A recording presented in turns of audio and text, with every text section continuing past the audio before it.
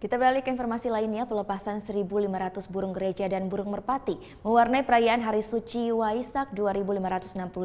Pelepasan burung ini merupakan simbol untuk berikan kedamaian dan cinta kasih kepada seluruh makhluk hidup.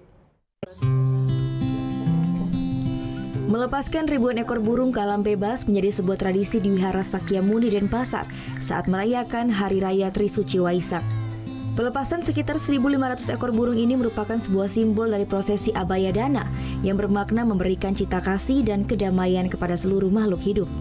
Prosesi pelepasan ribuan ekor burung ini diawali dengan lantunan doa-doa. Selanjutnya burung-burung ini pun diperciki air suci.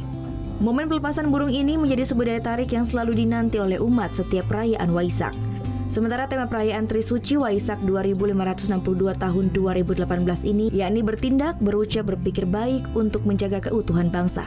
Dengan tema kita kali ini akan dapat menciptakan kerukunan di antara kita dan akan dapat memperkokoh kehidupan di dalam bermasyarakat.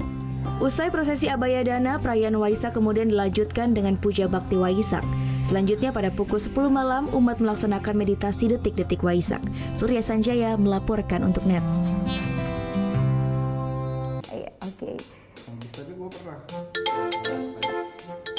Nah, udah kan untuk beritanya? Jangan lupa di subscribe, di like, dan juga di komen ya akun YouTube dari Net Bali. Terima kasih udah subscribe. Yang belum, jangan sampai lupa. Di sebelah sini nih. Tetap subscribe.